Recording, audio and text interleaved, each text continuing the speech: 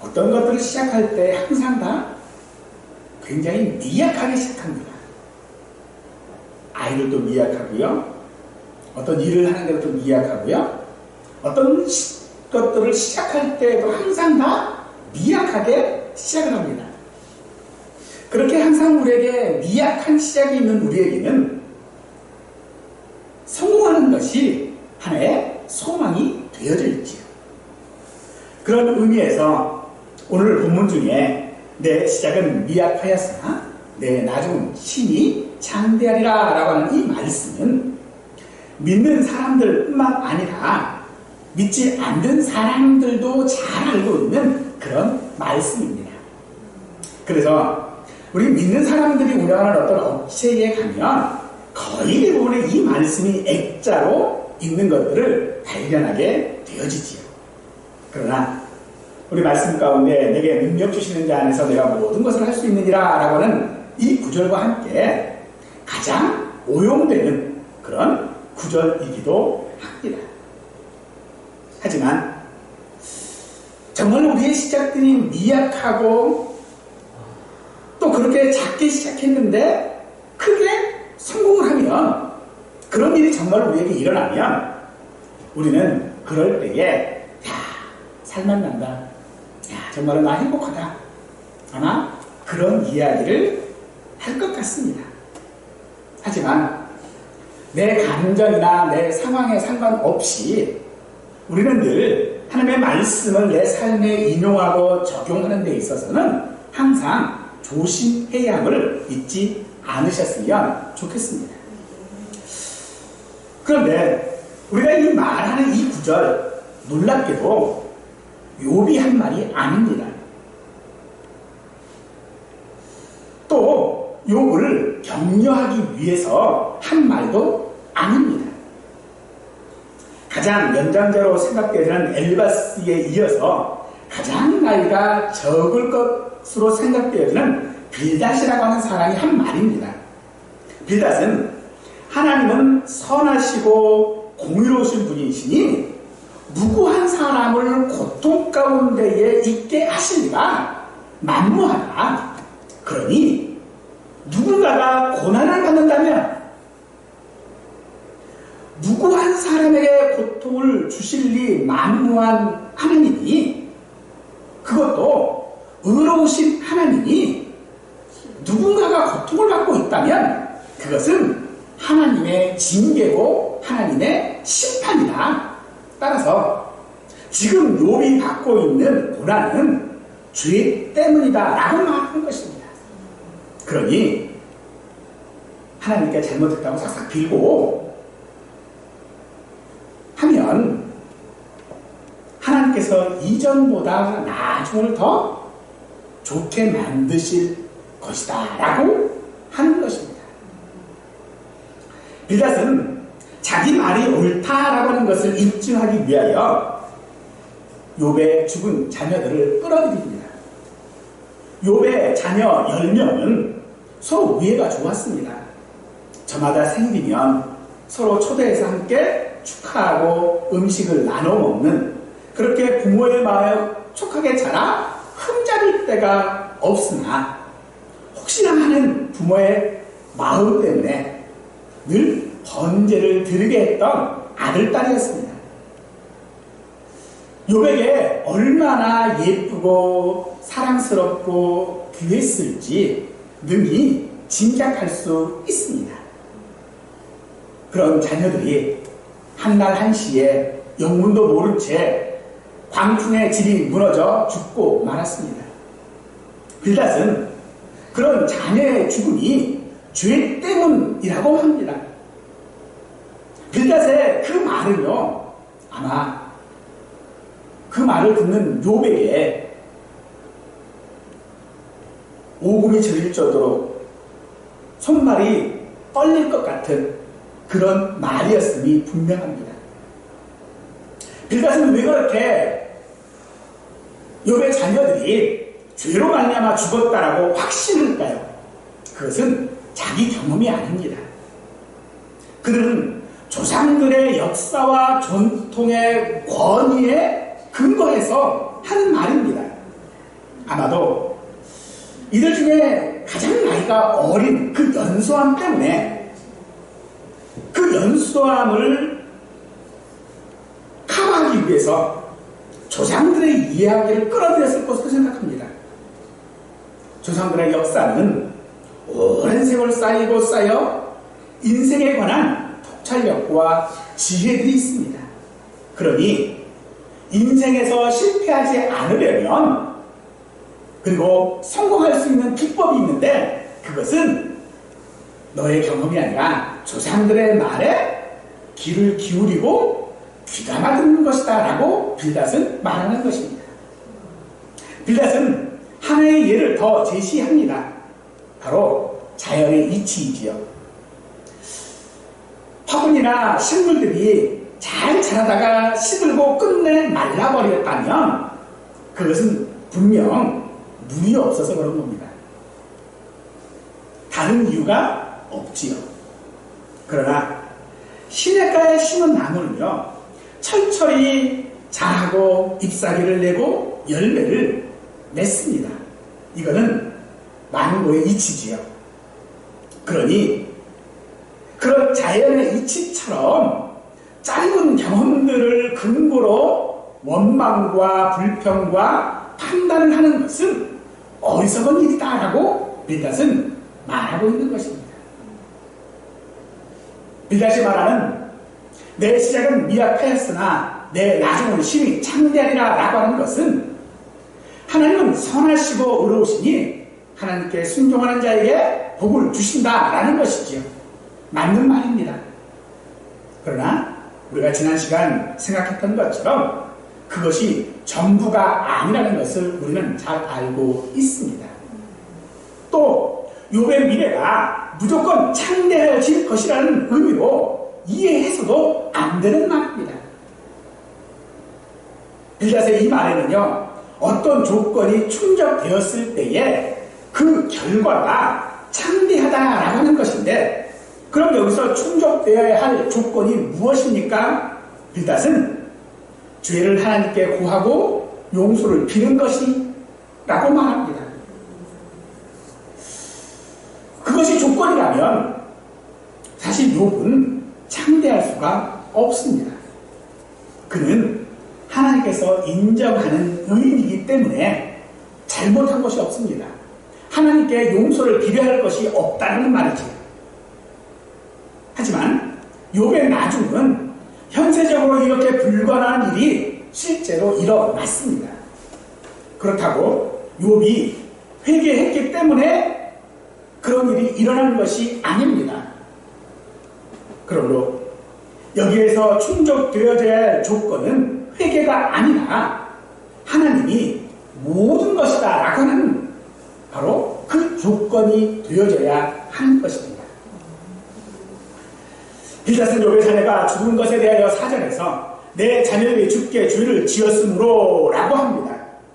그런데 이것을 원문으로 보면요, 그 앞에 만일이라고 하는 말이 있어요. 만일 내 자녀들이 죄를 지었으면 벌을 받은 것이다 라고 말하는 것이죠. 그런데 실질적으로 이 말은요, 이 빌닷이 가정을 하고 있는 것이 아닙니다. 그는 지금 자녀들이 죄를 지었다라고 하는 것을 사실로 단정하고 지금 말하고 있습니다. 이런 빌닷의 맹신은 자녀들의 죽음이 하나님의 심판이라고 말하는 것이고, 지금 욥의 상황도 하나님의 심판일 수밖에 없다라고 하는 것입니다. 그러나 빌닷이 모르는 것이 한 가지가 있습니다. 그것은 하나님의 긍휼과 자비입니다. 연약하고 한계를 가진 사람이 전통과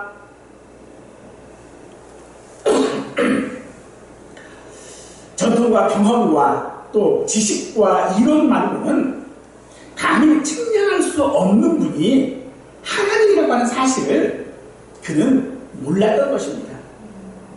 아니, 오히려 지금 자기 자신을 이끌고 있는 것이 전통과 경험이라고 말하고 있는 것은 오히려 하나님을 무시하는 것이다 라고 할 수 있을 것입니다. 우리는 욥기 전체의 내용을 알고 있지요. 하지만 엘리바스와 빌닷과 소박이 욥에게 어떤 말을 했는지, 또는 욥이 그 말들에 대하여 어떻게 반응했는지는 우리는 잘 모릅니다. 우리가 알고 있는 것은 욥의 결말이지요. 하지만 여기서 말하고 싶은 것은 욥은 옳았고 그의 3명의 친구들은 틀렸다라는 것입니다. 중요한 것은 그것입니다. 하나님에 대한 세 친구의 생각과 욥의 생각은 다른 것이 아닙니다. 세 친구는 하나님에 대한 생각을 틀리게 하고 있는 것입니다.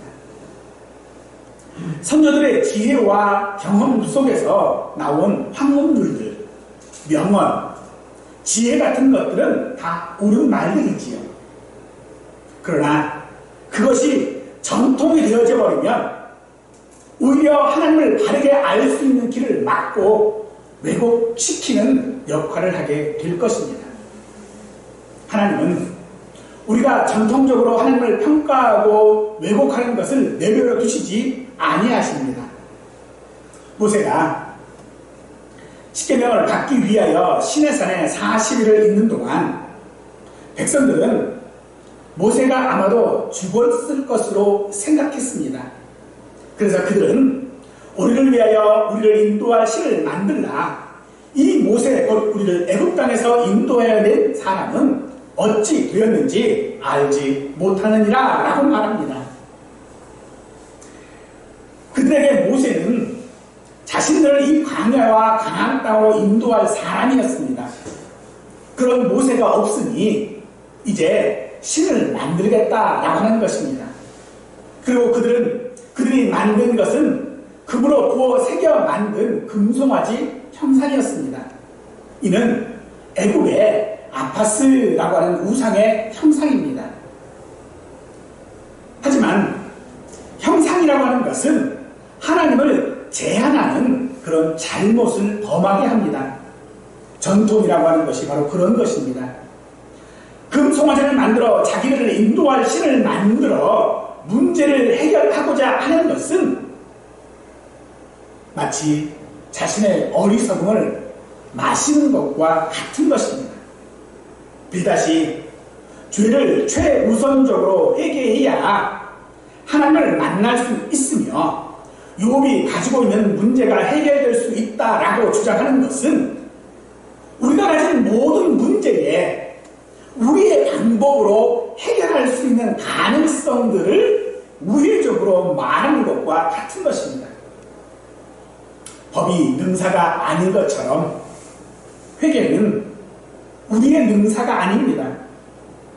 오히려 이 회개는요, 우리의 방법이 아니라 사실 하나님께서 우리를 긍휼히 여기시는 방법이라는 것을 우리는 믿어야 할 것입니다.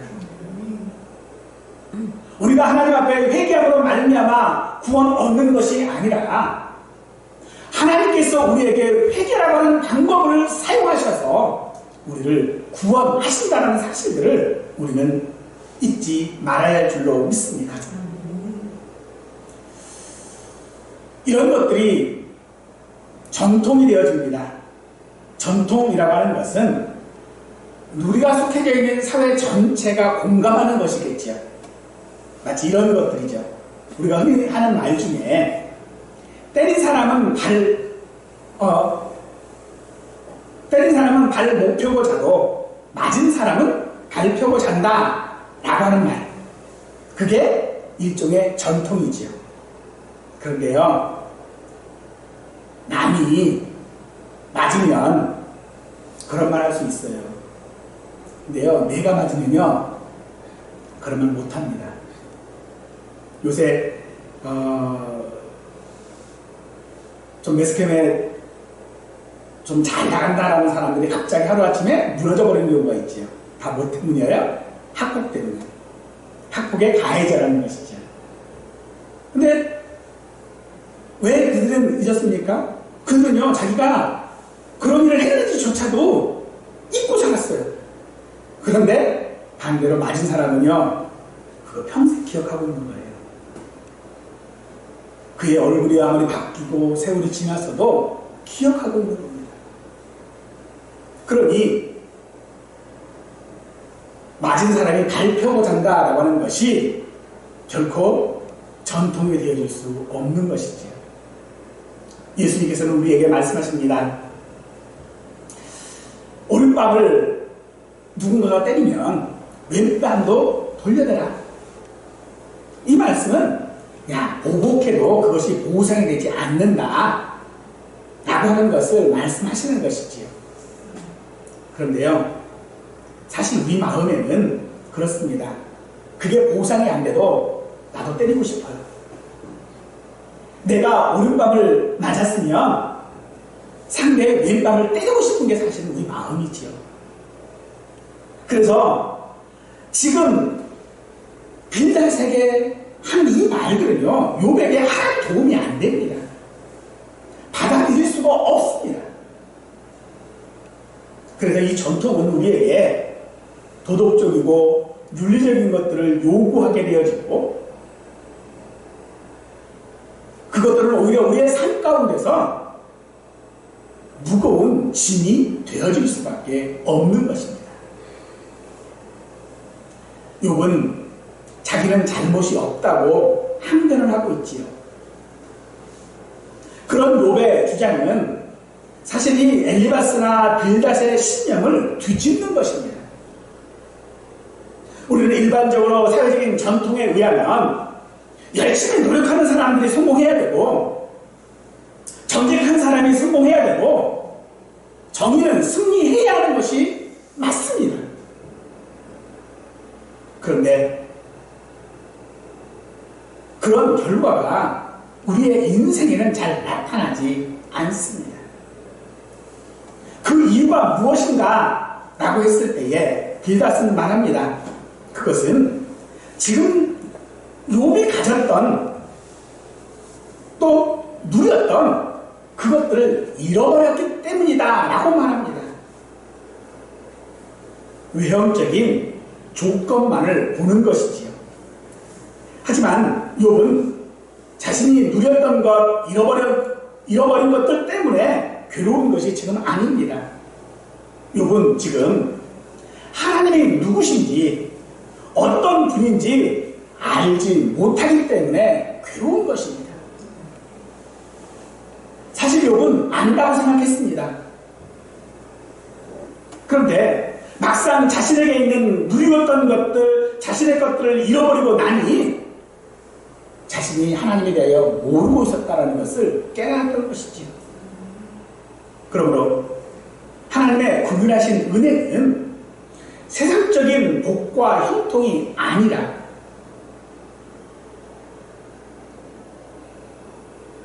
하나님이 구별하신 은혜가 세상적인 복과 형통과 연결되어진다면, 즉 세상에서 내가 복과 형통을 누리는 것이 하나님의 긍휼이라면 지금 우리는요, 하나님의 긍휼하신 은혜를 받지 못하고 있는 겁니다.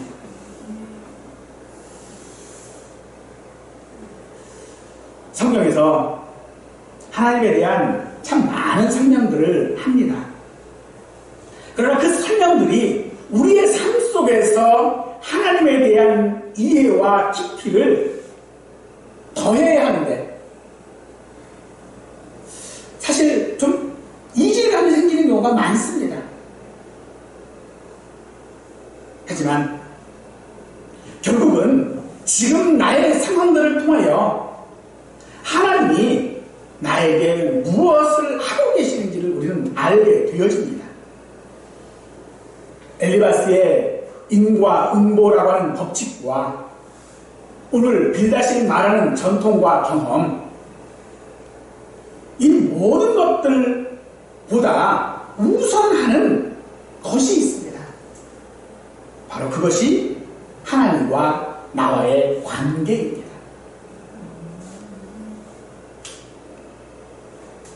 예수님께서 이런 말씀을 하셨지요. 친구를 위하여 자기 목숨을 버리면 이보다 더 큰 사랑이 없다라고 하셨습니다. 친구를 위하여 자기 목숨을 버릴 때에 이 친구가 의롭거나 어떤 가치가 있어서가 아닙니다. 부모가 자식을 키울 때에 원칙이나 법으로 양육하지 않는 것과 같은 것입니다.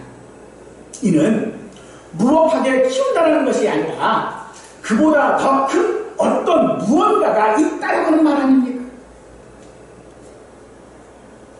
하나님의 통치가 분명 법과 규칙과 같은 인과응보와 전통과 경험이라고 하는 틀 속에 있는 것은 사실입니다만 그 틀을 뛰어넘는 더 고급하고 더 이상적인 것이 하나님과 우리와의 관계라는 것입니다.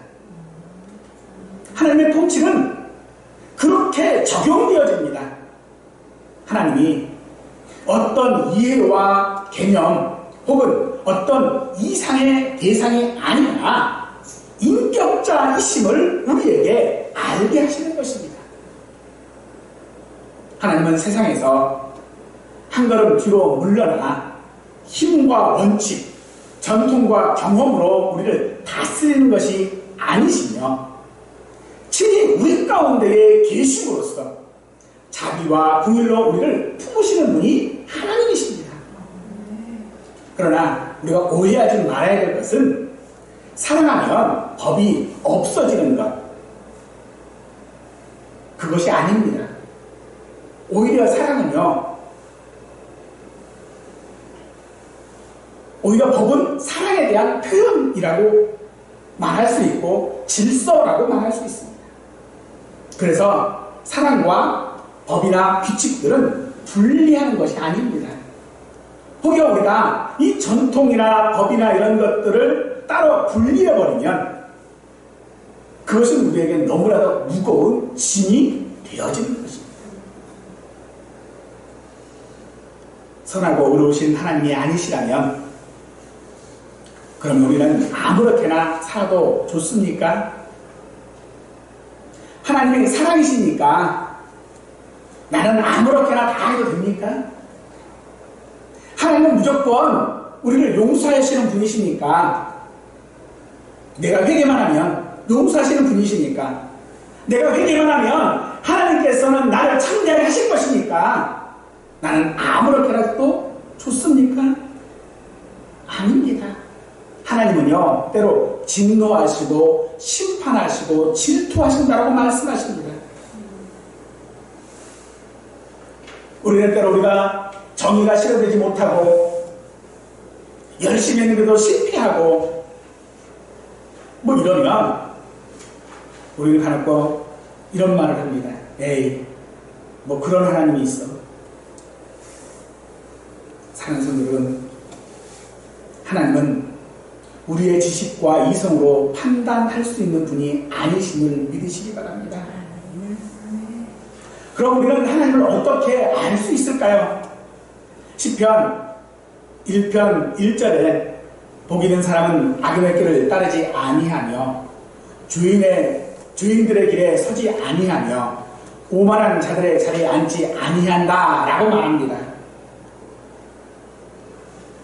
이 말씀은 처음부터 복 있는 사람의 길이 이것이다.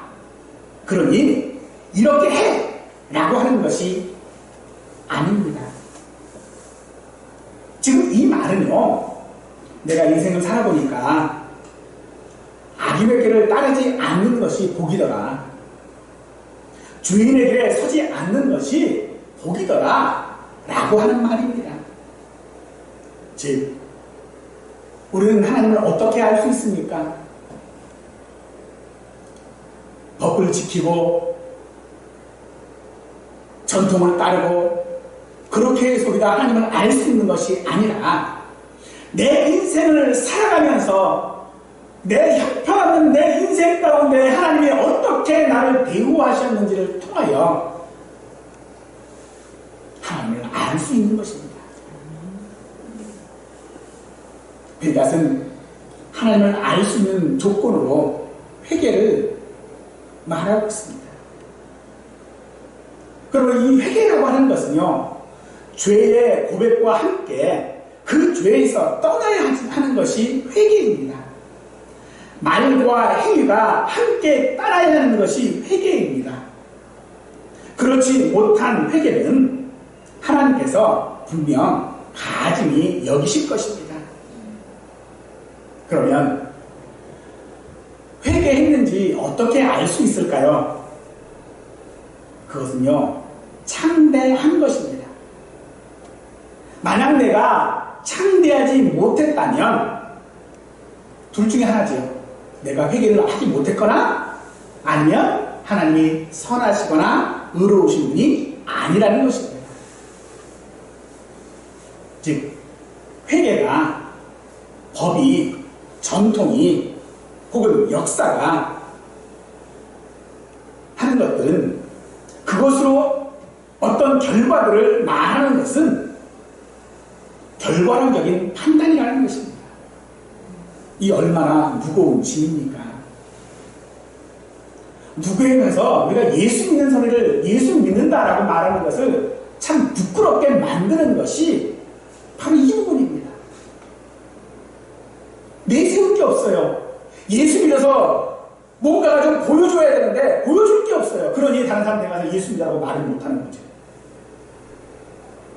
그것이 빌다시 하는 말입니다. 내 시작은 미약하였으나 내 나중은 창대되라고 하는 이 빌다시의 말은 그런 의미입니다. 그러니 이 말은요, 내가 창대했을 때 말하는 거예요. 그런데 지금 우리가 창대하지 못하잖아요. 아프잖아요. 내세울 것 하나도 없잖아요. 그러니 이 말은 우리의 마음을 후벼파는 그런 말씀일 수밖에 없는 것입니다. 이 말씀은 오히려 우리에게 소망이 아니라 무거운 짐이 되어지는 것입니다. 하지만 여러분들 성경에도 보면요, 미약했던 사람들이 참 많습니다. 아브라함이 그랬고 다윗이 그랬습니다. 하지만 이들 중에 누구도 회개라고 하는 그런 조건을 통해서, 전통이라는 조건을 통해서, 역사라는 조건을 통해서, 혹은 경험이라고 하는 조건을 통해서 창대하지 않았습니다. 누구도 어떤 방법을 동원해서 창대하지도 않았습니다.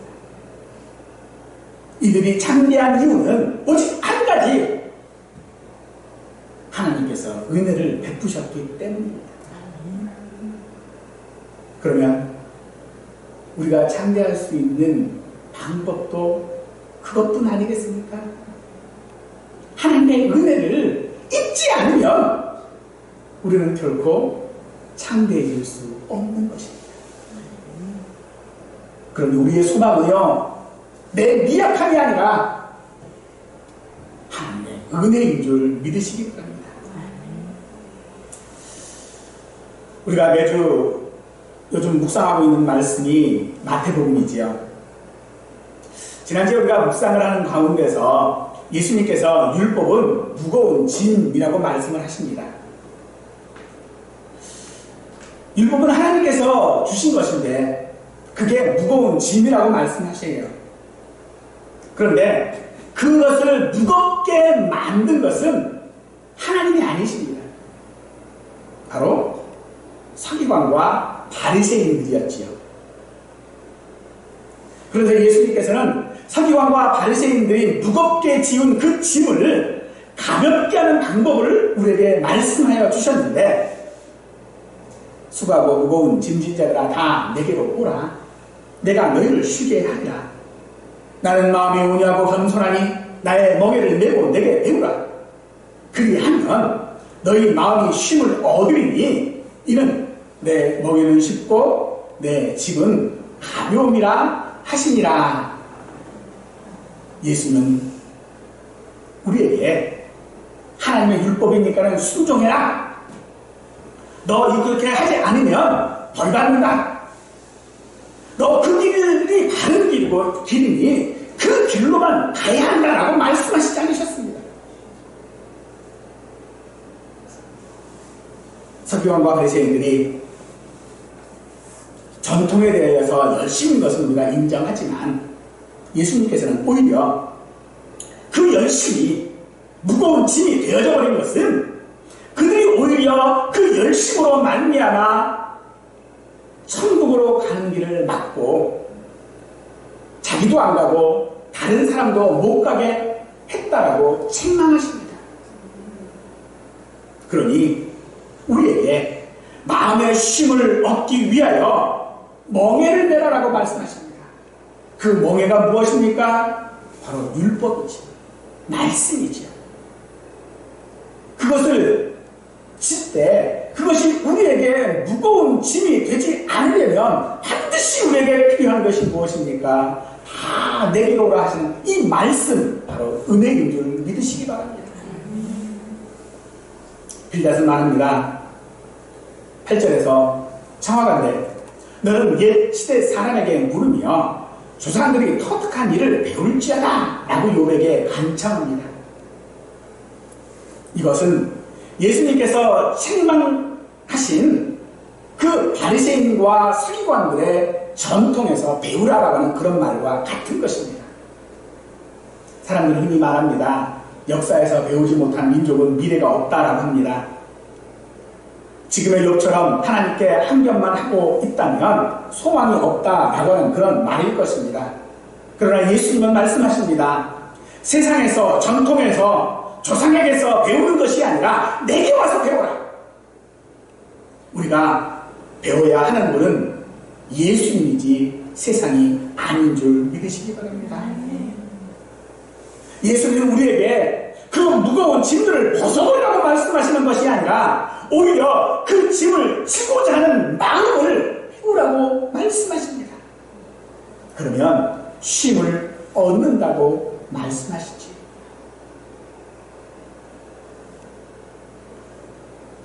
엘리바스나 빌닷의 말은 사실 우리와 욥을 더 힘들게 할 것이 분명합니다. 그들이 주장하는 주장이나 욥의 한견에도 사실 우리의 현실적인 문제들은 해결되지 않을 것입니다. 그러나 그 문제들 속에서 우리는 하나님을 알게 되고 그 하나님께서 나의 존재 가치가 어떤 것인지를 우리는 깨닫게 되어줄 줄로 믿습니다. 이런 이유로 사실 우리의 삶에서 고민은 계속될 것이고요. 우리의 삶에서 고달픔은 아마도 가시기가 어려울 겁니다. 그런데 우리가 기억해야 될 것이 있습니다. 잘 살고 있던 욥을 흔드시는 분이 하나님이십니다. 왜 흔드셨을까요? 하나님을 안다고 했던 욥이 하나님을 모르잖아요. 하나님과 가장 가까이 있다라고 자부했던 욥이 하나님을 몰랐거든요. 결국은 그는 하나님께서 흔드심을 통하여 하나님이 누구인지를 깨닫게 됩니다. 또 자기 자신이 어떤 존재인지 어떤 가치를 지녔는지 깨닫게 되었던 것입니다. 여러분, 우리 성도들의 삶은 열심히 일해서 잘 먹고 잘 사는 정도로 만족하는 것은 아닙니다. 그것은 내가 누구인지 모르는 것입니다. 그저 건강하고 다른 사람들에게 욕먹지 않고 자존심 깎이지 않고 살면 되는 것이 우리 성도의 삶이 아니라